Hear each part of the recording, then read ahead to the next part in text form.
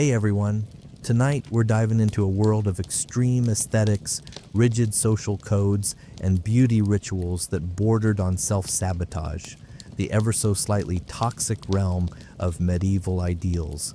A time when looking healthy wasn't the goal, looking ethereally unwell was. So before we begin, if you enjoy this kind of deep dive into forgotten worlds, consider liking the video and subscribing. Only if it resonates though. And drop a comment. Where are you watching from? And what time is it there? I love knowing who's out there tuning in under different skies. Now maybe dim the lights, pour a drink, and let's step quietly into this strange shimmering past together. In medieval Europe, a sun-kissed complexion wasn't a vacation brag. It was a social liability. Tan skin meant you labored outdoors, plowing fields, herding sheep, existing in the dirt, and in a society obsessed with hierarchy, that was the fastest way to be labeled common. Pale skin, on the other hand, was a status symbol.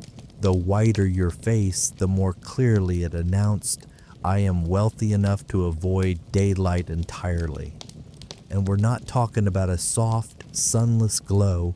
We mean ghostly, almost translucent skin so pale it looked like candlelight could pass through it. The ideal wasn't vitality, it was fragility. The closer you looked to having recently passed on, the more refined you seemed. Of course, genetics rarely cooperated, so people took matters into their own hands. Noble women, and occasionally courtly men, used white lead-based cosmetics to achieve that signature spectral finish.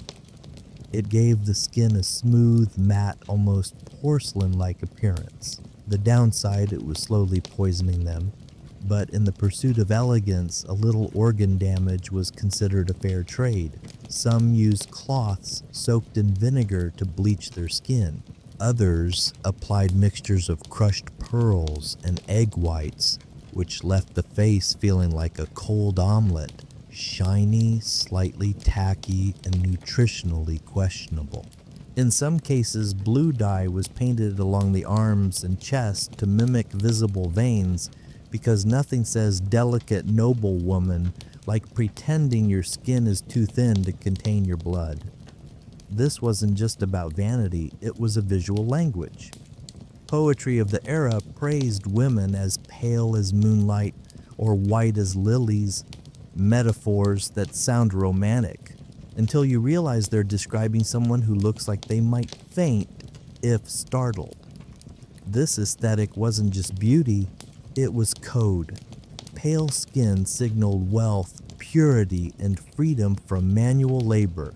If you could afford to be frail, you were winning. And achieving that look often meant waging a quiet war on your own body. For those chasing the elite pallor, nature wasn't enough. So they turned to cosmetics, specifically ceruse, a lead-based foundation popular across Europe.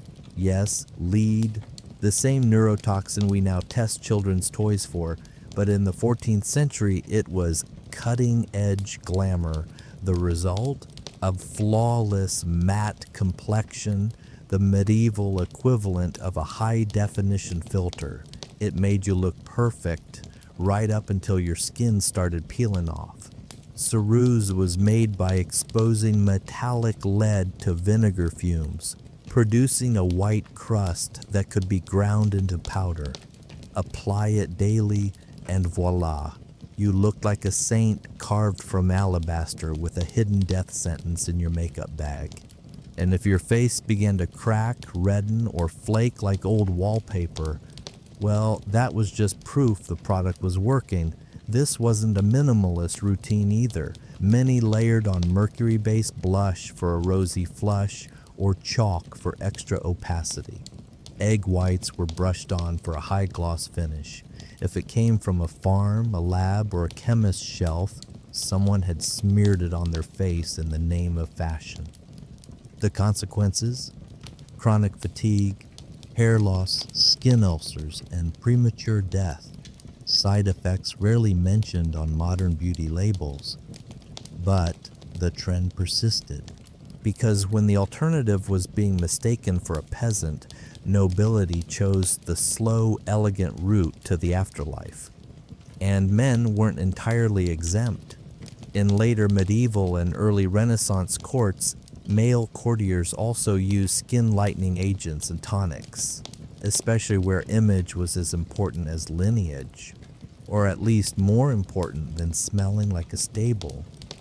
Of all the medieval beauty trends, the obsession with a towering forehead might be the most literally eyebrow-raising, because many women didn't just pluck their brows, they removed them entirely. A high, smooth forehead wasn't just fashionable, it was seen as a mark of intelligence, piety, and divine favor. It was the architectural crown of the face. The ideal forehead whispered, "I spend my days reading scripture, not digging ditches." To achieve this noble look, women went to extraordinary lengths. Eyebrows were meticulously plucked out, and sometimes the hairline was pulled back even further by removing scalp hair in a process that resembled modern laser hair removal, only with tweezers and regret. This wasn't grooming, it was facial reconstruction. Medieval beauty guides recommended depilatory creams made from ingredients like arsenic, quicklime, or even pigeon droppings, all in the name of achieving a forehead so expansive it could double as a writing desk. The results were dramatic. Portraits from the period show women with serene expressions and foreheads so vast they look like they could host a small parliament. Paired with pale skin and soft features, this highbrow aesthetic became shorthand for refinement, and fashion reinforced it. Tight-fitting hoods, wimples, and the infamous hennin all help lift the hairline or hide the bald patch where brows used to be. This wasn't a niche trend. From France to Italy to England, noble women embraced the high forehead. Artists and poets amplified it, praising women whose faces seemed to begin just below the crown. Of course, not everyone had the time or tools to pluck themselves into perfection, so in a stroke of medieval ingenuity, some faked it, drawing their brows higher and covering the rest with veils or headbands. That's right, contouring existed in the Middle Ages. It just came with more fabric and fewer mirrors. In medieval Europe, eyebrows weren't just unfashionable. They were seen as unsightly clutter. Today's beauty standards celebrate bold, feathered brows. But in the 14th and 15th centuries, any facial hair above the eyes was considered a flaw. To achieve the ideal, women plucked, waxed, or shaved their brows into oblivion. Why? Because a smooth, unbroken forehead was the height of elegance, and any hair disrupted that pristine canvas. Eyebrows were treated like weeds in a royal garden, something to be eradicated. Some went even further, using mixtures containing arsenic or quicklime to ensure no stray hairs returned. This wasn't a fleeting trend, it was a commitment, and one that would make modern beauty influencers pause, especially since there were no brow pencils to fix a mistake. Art from the era confirms it. Illuminated manuscripts and oil paintings show noble women with smooth foreheads and wide, expressionless eyes framed only by skin. The effect, either angelic or slightly alien, depends on the lighting. Interestingly, this trend wasn't universal. In some regions influenced by Middle Eastern and Byzantine styles, thinner or gently arched brows lingered, but overall the message was clear. If your eyebrows are visible, you're not trying hard enough. And this wasn't just for women. Men in court circles sometimes groomed or trimmed their brows for a refined look. Though full removal was rare, unless they'd lost them in a duel or a particularly heated theological debate. What this reveals is that medieval beauty wasn't about looking natural. It was about looking constructed, symbolic, otherworldly, and just a little bit divine. After all, angels in medieval art rarely had brows. Coincidence? Maybe, but it set the standard. A hint of color on the cheeks was desirable, but with caveats. The ideal was a faint blush, as if you just heard a mildly scandalous poem or stepped outside for a moment, long enough to feel a breeze but not long enough to tan. A soft pink flush suggested youth, health, and fertility, especially if you managed to keep it past 30. But you couldn't look like you tried.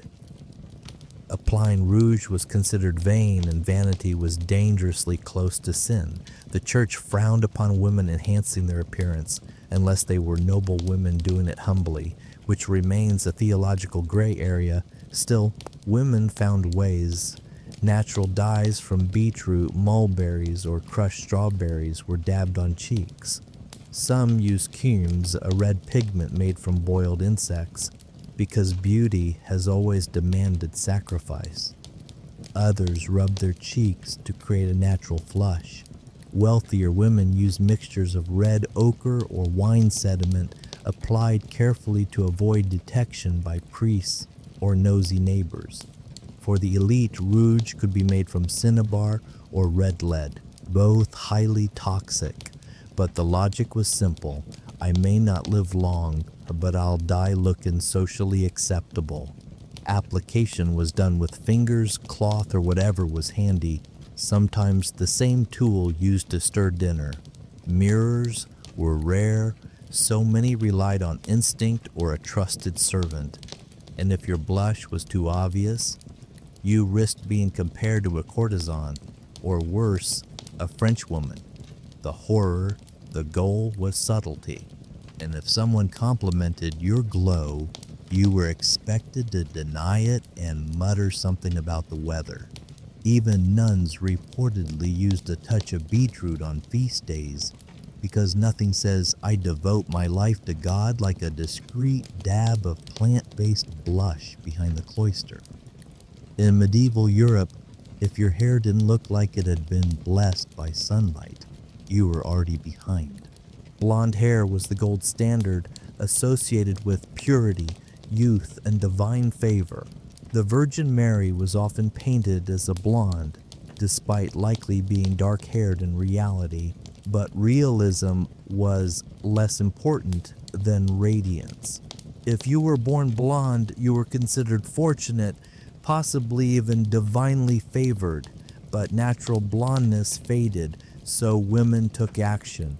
Homemade lightening treatments included saffron, honey, lye, and chamomile, applied and then left to bake in the sun, a method known as sunbathing. It worked best if you had patience and skin that didn't burn instantly. Some recipes included urine, believed to help lift color. Whose urine? Unclear. But if it gave your hair that angelic shimmer, it was worth the sacrifice. Texture mattered too. Long flowing waves were ideal, preferably cascading down the back like a golden curtain. But this look was reserved for unmarried women. Once married, that radiant hair was hidden under veils, nets, and caps, because apparently marriage turned your hair into a state secret. For noble women, hair was often braided or styled into intricate updos, especially for court or religious events. These were adorned with silk ribbons, beads, or embroidery, just in case anyone forgot you didn't shear sheep for a living. Men weren't left out. Poets and artists romanticized golden-haired knights charging into battle, the medieval equivalent of a shampoo commercial. In medieval Europe, hair was like currency. If you had it, you didn't flaunt it unless you were single. Unmarried women were encouraged to wear their hair long and loose as a symbol of purity. but not too loose unless you were going for a mystical forest spirit, which was only acceptable if you were either a saint or being martyred. Otherwise, a simple braid sufficed. But once married, your hair disappeared. Congratulations, you now had a husband and a duty to cover your locks tighter than a monastery seals its wine. Enter the world of veils, wimples, and coifs, a wardrobe of modesty that could make even the most radiant blonde vanish under layers of linen. These weren't just modest, they were practical, protecting hair from smoke, lice, and unwanted attention from wandering minstrels. The most devout women layered them, a coif, a close-fitting cap, under a veil pinned beneath a wimple that wrapped under the chin. The result? You looked like a pious, well-wrapped sandwich. And that was the point. But fashion evolved. Headwear became more elaborate. Nets were embroidered with gold. Veils were starched into dramatic shapes. Some noble women wore jeweled cages for their braids, complete with tiny bells. Because nothing says subtle elegance like jingling when you turn your head. In many cultures, covered hair was tied to morality. A veiled head was virtuous. Uncovered hair on a married woman, that could get you labeled a courtesan, or worse, a French woman. Still, some rebelled, letting a curl peek out or wearing sheer veils that technically counted as covered. Medieval loopholes were alive and well. If there was one unspoken rule of medieval beauty, it was this: taller is nobler. And we're not talking about height. By the 15th century, women across Europe embraced a trend that literally elevated their presence: the hennin. You know the one, the towering cone-shaped hat that looks like it was designed by someone who spent too much time near church steeples. The hennin wasn't just fashion, it was a status symbol you wore on your head. These hats could reach over 2 feet tall, especially among French and Burgundian elites. The taller the hat, the higher your rank, and the more door frames you'd hit on your way to dinner. Made from silk, velvet, or brocade, hennins were built on wire frames for the dramatic aerodynamic silhouette. A sheer veil often flowed from the tip, adding drama and a good chance of catching fire near candles. Getting your hair to fit under one was an art. Hair was braided and stuffed into the cone, or the forehead was shaved to help it sit properly. Comfort was not a priority. But hennins weren't the only vertical obsession. Some wore heart-shaped escoffions, like 2 croissants glued to the sides of the head, or butterfly hennins where veils spread like wings. Great for drama, not for rain. Outside nobility, most women wore simpler caps, veils, or circlets, less likely to be mistaken for siege weapons. The church, of course, disapproved. They warned of vanity, sin, and neck strain, but hennins remained popular among the wealthy, much like most impractical but stylish trends in history. And while men didn't wear towering cones, they had their own statements: feathered caps, fur-lined hoods, and shoes so pointy they could double as weapons. Now, let's shift from the delicate to the daring, from the silent to the defiant, because while some women shaped history with cosmetics, others shaped it with swords. Before there were legends of Greek Amazons, there were the Scythians, nomadic warriors of the Eurasian steppe, whose presence stretched from the Black Sea to the Altai Mountains. These were not a society where women stayed in the shadows. They rode at full gallop, bow in hand, and fought in the front lines, not as exceptions, not as anomalies, but as a matter of cultural norm. Greek historians like Herodotus described them with disbelief: women who refused to marry until they had killed an enemy in battle. At the time, It sounded like myth, but the earth has spoken. Archaeological excavations of Scythian burial mounds, kurgans, across modern-day Ukraine, southern Russia, and Kazakhstan have uncovered the remains of young women buried not with spindle and loom, but with swords, arrows, and armor. One warrior woman was found with an arrowhead embedded in her rib, her body positioned as if ready to rise again. Life on the steppe was unforgiving. Survival depended on mobility, resilience, and combat readiness. From childhood, Scythian girls trained alongside boys. On horseback with bow and blade, they wore the same practical clothing, leather trousers, tunics, and boots. Their hairstyles and tattoos mirrored those of men. On the battlefield, under a storm of arrows, they were indistinguishable. This wasn't gender equality born of ideology, it was necessity forged by environment. But the result was revolutionary, a warrior culture where women could lead raids, command respect, and return home not as trophies but as protectors. The myth of the Amazons? Likely born from Greek encounters with Scythian women, exaggerated, yes, but rooted in truth. While Amazons faded into legend, Scythian warrior women lived, fought, and died in history. They clashed with Persians, resisted Macedonian expansion, and ruled vast territories of the steppe with fire and precision. And for centuries, their legacy was buried, literally and figuratively, until the soil gave them back. In the West African kingdom of Dahomey, modern-day Benin, there existed an elite fighting force unlike any other in recorded history. Not just women warriors, not just guards, but a standing army of women trained for war, bound by oath, and feared across the region. They were called the Agogi. The French, in awe and discomfort, dubbed them the Dahomey Amazons.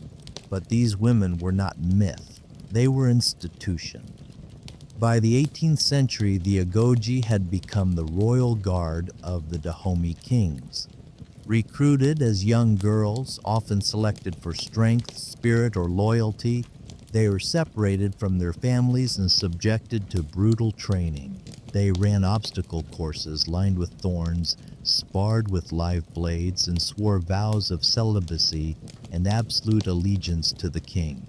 They wore woven sashes, carried muskets, machetes, and clubs, but their true power was psychological. European officers reported watching Agogi warriors charge into gunfire without flinching, execute enemies with chilling precision, and march for days without rest. During the Franco-Dahomean Wars of the 1890s, they faced modern rifles and artillery with courage that defied logic. Outgunned, they launched night raids, ambushed French columns, and fought house to house in the streets of Abomey. One French soldier wrote, "She came at me like a storm. I fired. She kept coming. I saw the blood, but she didn't slow. When she fell forward." They weren't just defending a kingdom. They were defending a way of life, one where women held real power, advised kings, and shaped policy not from behind curtains, but on the battlefield. Though Dahomey eventually fell to French colonization, the legend of the Agogi survived. Their story echoes in modern symbols, from the Dora Milaje and Black Panther to the growing recognition of women in combat roles worldwide. But the truth is more powerful than fiction. The Agogi were real, and they changed history. Now shift to medieval Japan, a world of rigid hierarchy where women were expected to be silent, obedient, and unseen.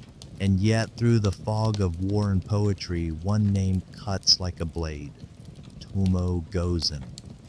She was not a consort, not a healer, not a symbol. She was a commander, a master of horse, bow, and sword, a warrior said to be worth 1,000 men. Her story lives in the Heike Monogatari, a 13th century epic of the Genpei War. There she is described as beautiful, white skin, long hair, delicate features, but then comes the line that silences all else. She was a warrior unmatched in strength and skill. Tomo served under Minamoto no Yoshinaka, one of the warlords vying for control of Japan. She didn't follow from behind, she led charges. She dueled enemy generals. At the Battle of Owazu in 1184, when surrounded and facing annihilation, Yoshinaka ordered her to flee. She refused. Instead, she charged into the enemy ranks. In one account, she dismounted a warrior from his horse, wrestled him to the ground, and beheaded him with a single stroke, then remounted and fought on. That moment, whether fully historical or embellished, has become legend. Not because it's exaggerated, but because it's possible, because she was trained, trusted, and terrifying. What happened to her after the battle? No one knows. Some say she became a nun. Others say she vanished into the mountains. But her legacy never faded. In a society that erased women from power, Tomo Gozen carved her name into history with a blade. She wasn't fighting for glory. She was fighting for the right to exist as a warrior in a world that denied her that right. Now to Britannia, 1st century CE, the Roman Empire, at the height of its power, believed it had tamed the island. Then came Boudica, queen of the Iceni, wife of a client king, mother of 2 daughters. When her husband died, Rome ignored his will, seized his lands, and humiliated her, flogging her in public, and according to Roman historian Tacitus, raping her daughters. The Romans thought this would crush her. Instead, it ignited a firestorm. In 60 or 61 CE, Boudica united multiple Celtic tribes and launched a rebellion that nearly expelled Rome from Britain. She didn't lead from the rear. She stood in her war chariot, spear raised, fiery hair streaming, and called her people to war. Her forces burned Camulodunum, modern Colchester, then Londinium, London, slaughtering tens of thousands of Roman settlers. The ground ran red. Roman governor Gaius Suetonius Paulinus regrouped. He chose narrow terrain, used disciplined formations, and crushed Boudica's army in open battle. But not before she had proven that a woman could command an army, inspire a nation, and terrify an empire. Faced with capture, Boudica took poison. Her body was never found. Roman historians called her a barbarian, but they also admitted her courage, her leadership, her voice that could rally thousands.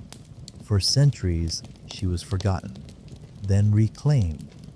Now she stands as a statue in London, just across the river from the city she once burned. Not a warning, a reminder.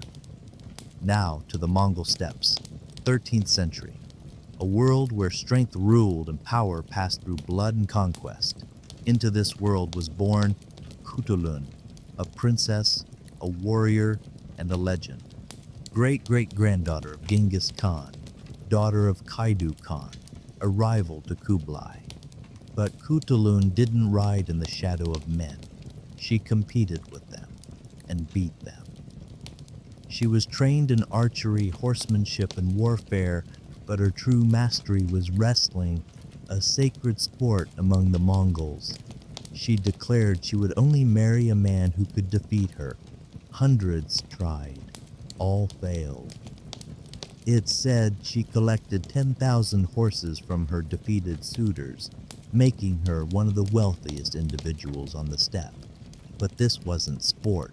She fought in real battles, commanded troops, advised her father in war. He even considered naming her heir, a move that shocked the Mongol elite. They whispered. They resisted. In the end, a male cousin was chosen, but Cthulhu's reputation endured. Marco Polo wrote of her. Persian historians recorded her feats. She wasn't a footnote, she was a force. She proved that even in the most patriarchal empire in history, a woman could rise, not by permission, but by power. Now France, 15th century. A peasant girl from Domremy claims to hear voices, saints, angels, a divine mission to drive the English from France and crown the Dauphin. Her name, Joan of Arc. At 17, she walks into a royal court, illiterate, unwashed, and demands an audience. Clergy interrogate her for weeks. She holds firm. They see something, conviction, fire, something beyond explanation. She's given armor, a banner, and sent to Orléans, a city under siege. French commanders doubt her. But when she leads the charge, when she stands under arrow fire, when she rallies broken men, the tide turns. Orléans is liberated. Victory after victory. She escorts Charles to Reims. He is crowned king, just as the voices foretold. But power has enemies, captured by Burgundians, sold to the English, tried for heresy, for wearing men's clothes, for daring to be a woman who leads. At 19, she is burned alive in Rouen, but fire cannot kill a symbol. The church later reverses her conviction. Centuries later, she is canonized. She wasn't just a warrior, she was a phenomenon, a girl who changed the course of a war, a nation, and history because she believed. Japan, 1868. The samurai era is ending. Modern rifles replace swords, but in one last stand, a woman takes up the naginata.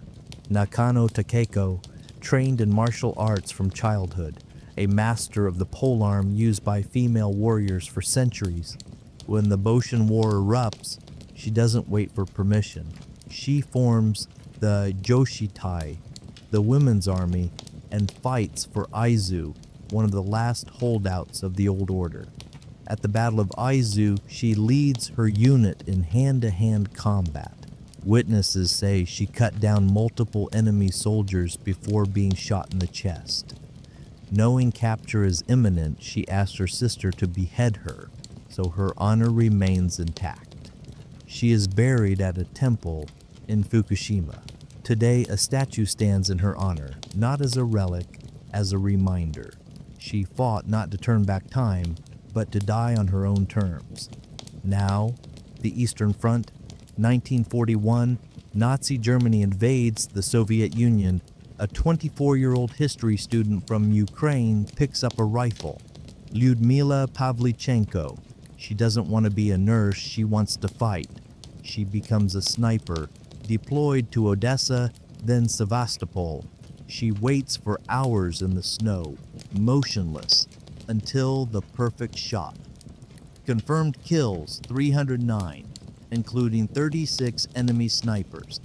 The Germans name her Lady Death.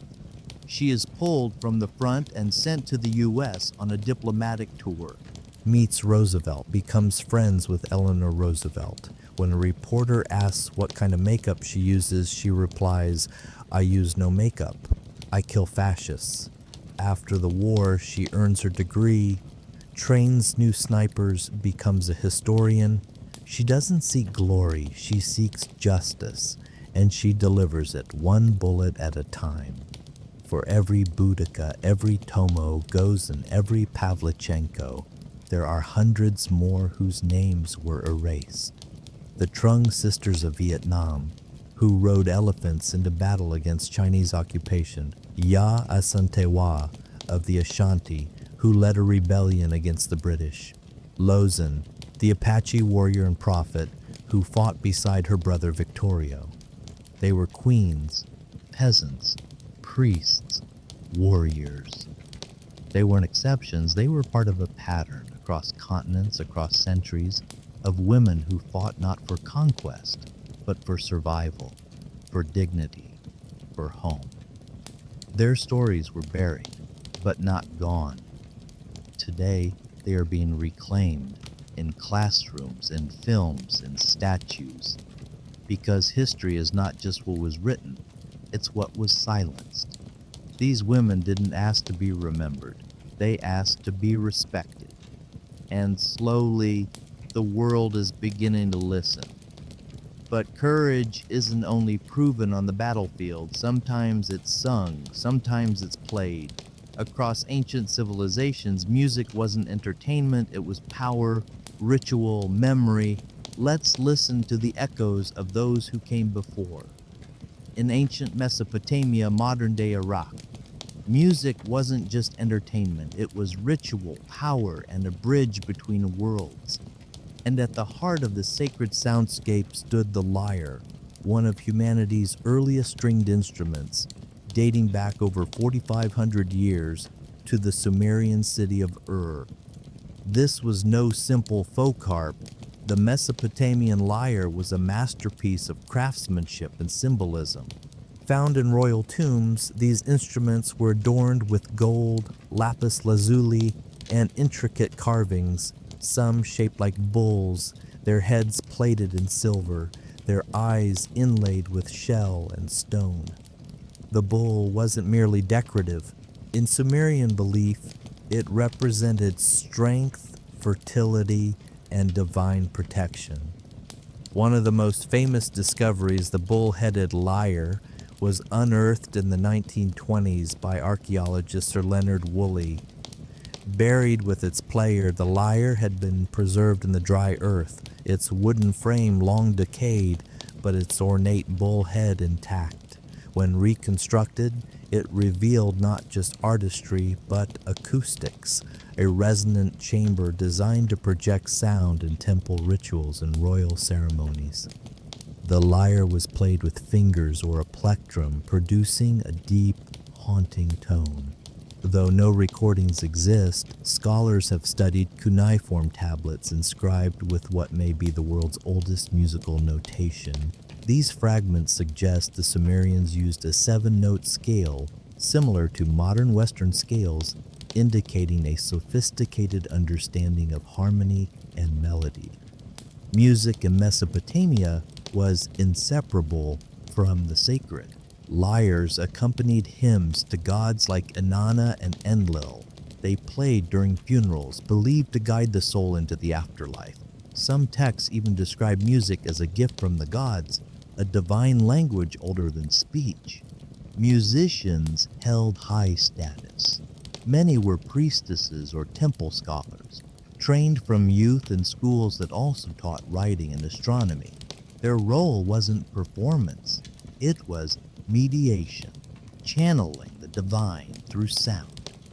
Today, replicas of these ancient lyres are played in museums and academic reconstructions. When plucked, their notes echo across millennia, not as relics, but as voices still speaking. While the lyre whispered to the heavens, the aulos of ancient Greece screamed from the depths of human emotion. This wasn't a gentle flute. It was a double-piped reed instrument, loud, raw, and impossible to ignore. To the Greeks, music shaped the soul, and the aulos, often played in pairs, was its most visceral expression. Associated with Dionysus, god of ecstasy and wine, it was the sound of liberation, madness, and transformation. Unlike the lyre, favored by Apollo for its order and reason, the aulos was wild. It didn't soothe, it provoked. Its piercing tone cut through silence, a stirring passion, grief, or frenzy. It was used in theater, accompanying tragedies by Sophocles and Euripides, where its wailing mimicked the cries of heroes and gods. The instrument required immense breath control. Players used a technique akin to circular breathing, inhaling through the nose while expelling air from the cheeks, allowing uninterrupted sound. This gave the aulos player a grotesque appearance. Puffed cheeks, bulging eyes, face contorted. Some Greeks mocked them, others revered them. Plato, in The Republic, criticized the aulos as too emotionally overwhelming, preferring instruments that cultivated rationality. Yet even he acknowledged its power. The aulos could summon tears, ignite courage, or send dancers into trance-like states. Fragments of ancient auloi survive in museums made of bone, wood, or ivory. Modern reconstructions reveal a sound closer to a bagpipe than a flute, reedy, nasal, relentless. It was not background music, it was ritual technology. In Bacchic rites, it drove worshippers into ecstatic union with the divine. In war, it kept hoplite soldiers marching in perfect rhythm, their steps synchronized to its pulse. Where the lyre represented balance, the aulos represented release. One was philosophy, the other pure feeling.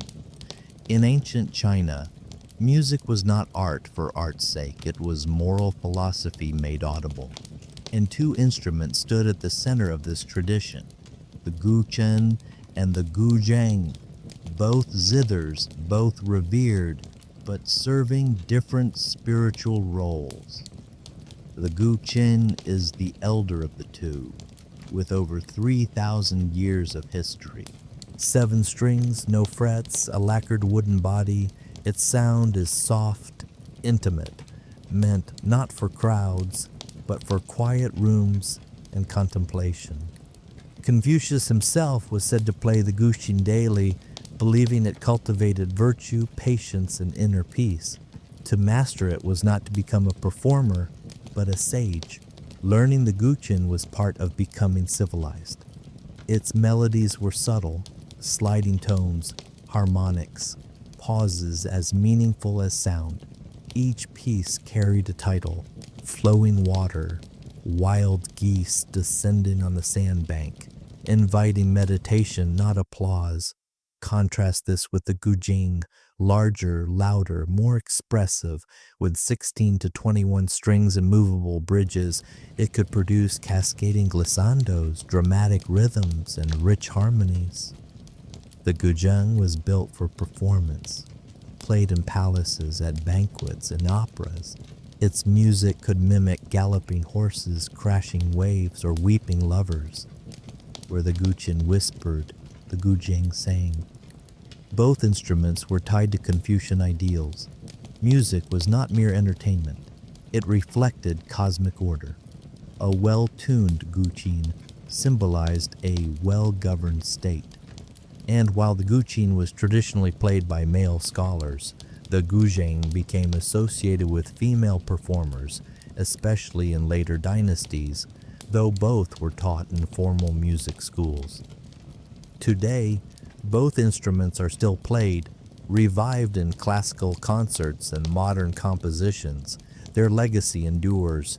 Music as a path to wisdom, not just sound. In ancient Egypt, music was everywhere, in temples, fields, homes, and tombs. It was not background noise. It was sacred duty. Harpists played for pharaohs and gods. Tomb paintings show musicians entertaining the dead, ensuring their joy in the afterlife.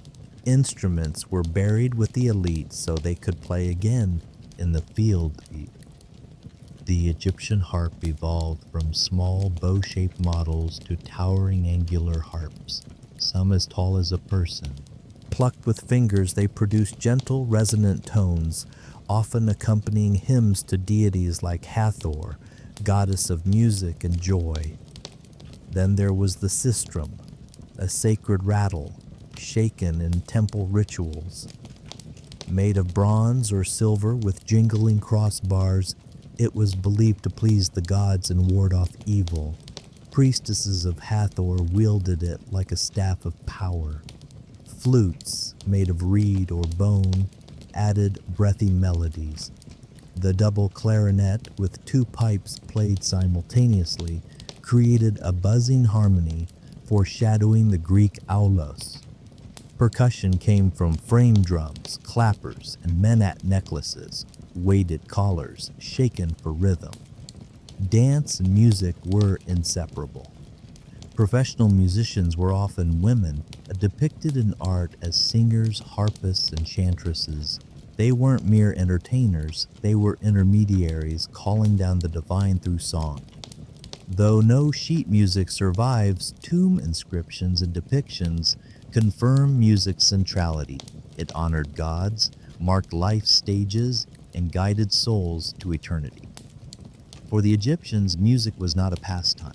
It was a thread connecting life, death, and rebirth. Long before writing, long before cities, Africa spoke in rhythm. Across the continent, drums were not instruments. They were voices. In West Africa, the talking drum, hourglass-shaped with tension chords, could mimic the tonal patterns of languages like Yoruba and Twi. Skilled drummers sent messages across villages, warnings, proclamations, stories.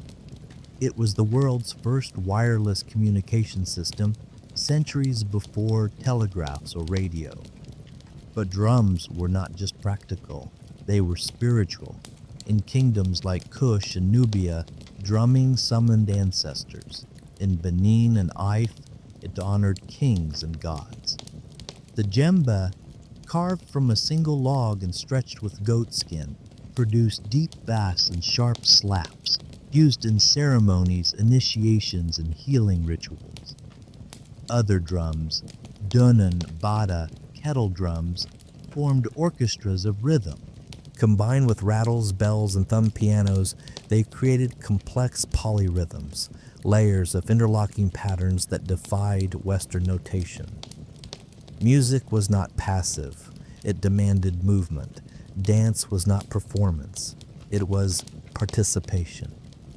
The drummer was not an entertainer, he was a conduit, channeling history, spirit, and communal memory.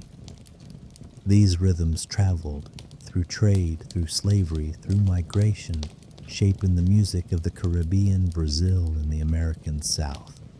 But their roots remain African. In many cultures, to play a sacred drum requires ritual purification. The instrument is not made, it is awakened. In the Andes, where the air is thin and the mountains touch the sky, music was born of wind. Ancient civilizations, Nazca, Mocha, Inca, crafted flutes, whistles, and panpipes from bone, clay, and reed. The siku, or Andean panpipe, is the most iconic. Multiple tubes of bamboo lashed together, each producing a single note. Melodies are played in pairs, two musicians alternating notes in interlocking patterns called hocketing. This technique embodies the Andean concept of yanantin, duality and balance. One player cannot complete the melody alone. Together they create harmony. Some flutes were shaped like birds, snakes, or deities, linking sound to the spirit world. Others, like the mochi whistling vessels, were ceramic pots that sang when water flowed through them, used in rituals to call rain or honor the earth. In Inca society, music was inseparable from life. It accompanied planting, harvest, warfare, and worship. Soldiers marched to flute music. Priests played for Inti, the sun god, and Pachamama, the earth mother.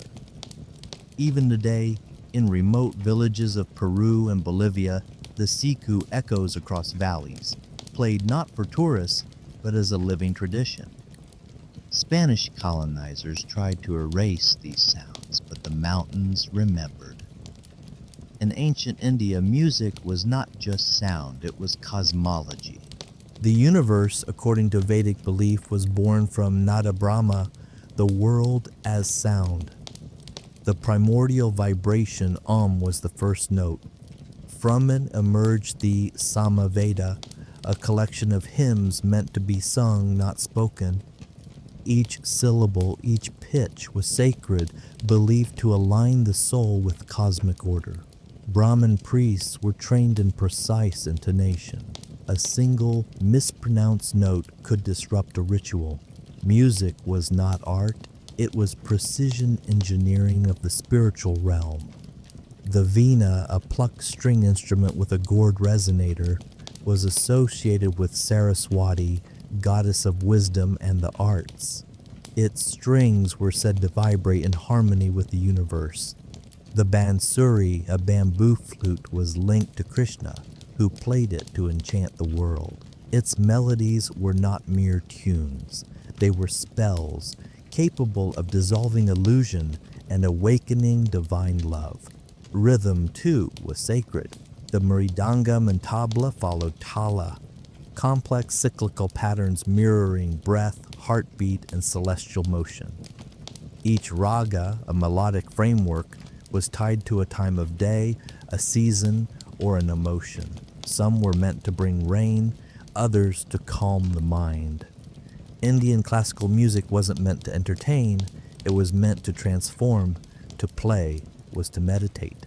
To listen was to ascend. And unlike many ancient traditions lost to time, this one never died. It evolved, preserved through oral lineage, still taught in gurukuls, still played in temples. In Mesoamerica, among the Maya, Aztecs, and earlier civilizations like Teotihuacan, music was not background. It was ceremony. It was power.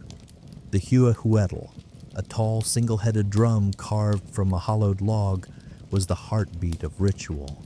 Played with bare hands, its deep, resonant pulse filled temple courtyards during sacrifices, festivals, and warfare. Then came the tepanasli, a slit drum with two tongues carved into its surface, producing two distinct pitches.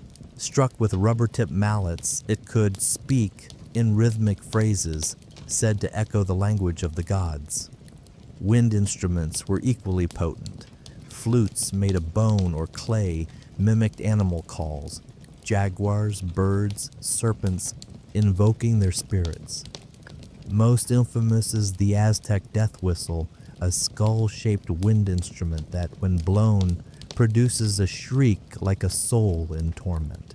Used in battle or sacrifice, it was believed to terrify enemies and open portals to the underworld. Music accompanied every sacred act: birth, coming of age, harvest, war, death. Musicians trained in elite schools. Some instruments were reserved for priests or nobility. Human sacrifice, central to Aztec religion, was performed to music. Drums pounded, conch shells blared, flutes wailed as hearts were offered to the sun. The music did not soothe, it activated. It fed the gods. It kept the cosmos turning. In Mesoamerica, music was not an art, it was a force. Though empires have fallen, their music has not vanished. It lingers, in revival, in memory, in blood. The guchin is still played in quiet gardens. The djembe still commands dance in village squares. The siku still breathes in Andean winds. The lyre's scale echoes in modern harmony. The aulos lives in the oboe, the vina in the sitar, the huehuetl in the bass drum. But more than instruments, it's the purpose that survives. Ancient music was not made for fame or profit. It was made to heal, to honor, to transform. It marked the passage of time. It called the rain. It guided the dead.